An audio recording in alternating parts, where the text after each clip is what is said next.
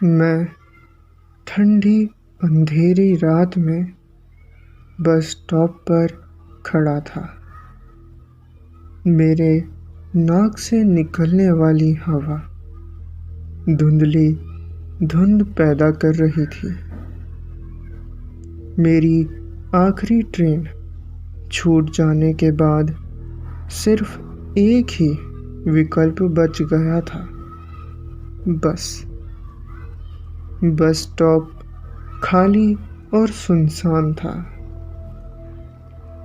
और ठंडी हवा से एक बेहद डरा देने वाली आवाज़ हो रही थी। कुछ देर के इंतज़ार के बाद मुझे एक बहुत पुरानी बस अंधेरे से निकलती हुई दिखाई दी। मेरे झिझक के बावजूद अपने मंजिल तक पहुंचने की मेरी उत्सुकता ने मुझे बस पर चढ़ने के लिए मजबूर कर दिया। हालांकि जैसे ही मैं बस में चढ़ा, मेरी रीढ़ की हड्डी पर सिहरन दौड़ पड़ी। बस ड्राइवर को छोड़कर बस खाली थी, जिसकी खाली आंखों से एक अजीब सा एहसास हो रहा था।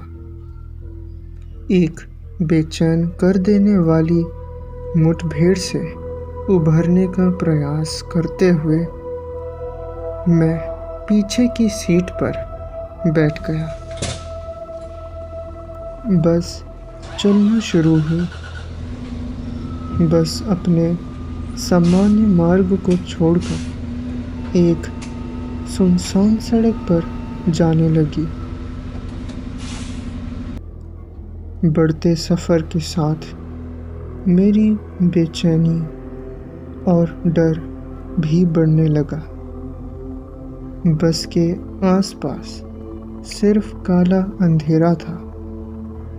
बस ड्राइवर ने अचानक ब्रेक लगाया और मुझसे कहा,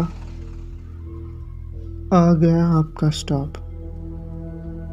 बस एक पुराने से घर के सामने रुकी हुई थी। मैं असमंजस में पड़ गया, क्योंकि ये मेरी मंजिल नहीं थी और ना ही मैं इस जगह पर कभी आया था।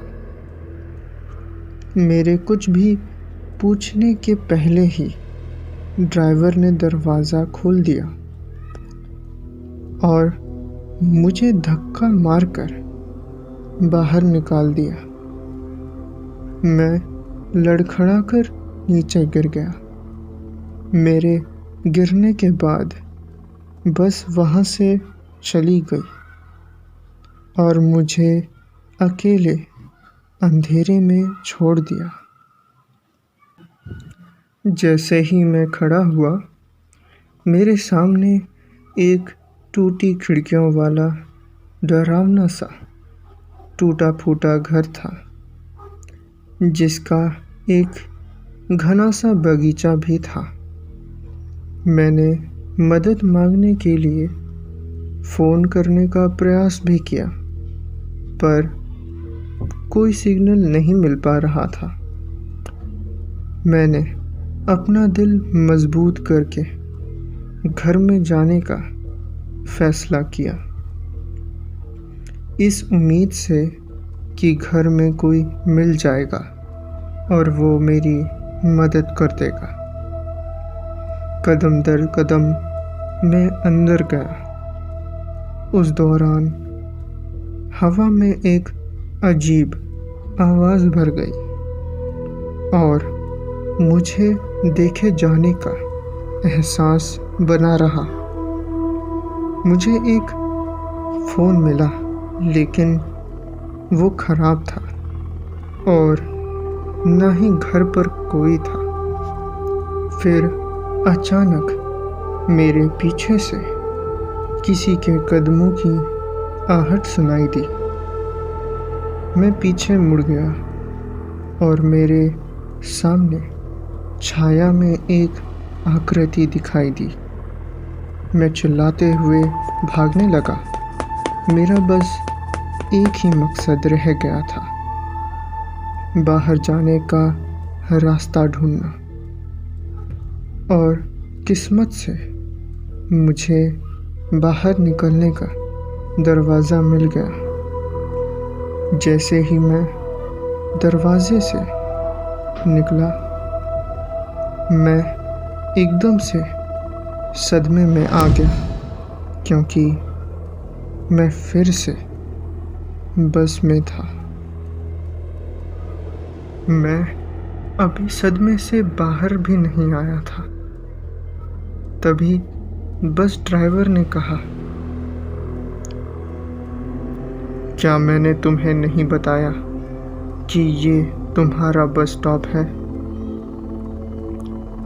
उस पल में मुझे एहसास हुआ कि मैं अनजाने में एक भूतिया बस में चढ़ गया था, जिसका ड्राइवर भी एक भूत था। इसके बाद मैं बस से जल्दी से उतरा और जितना तेज़ हो सकता था उतना तेज़ भागने लगा और कभी भी पीछे मुड़कर नहीं देखा।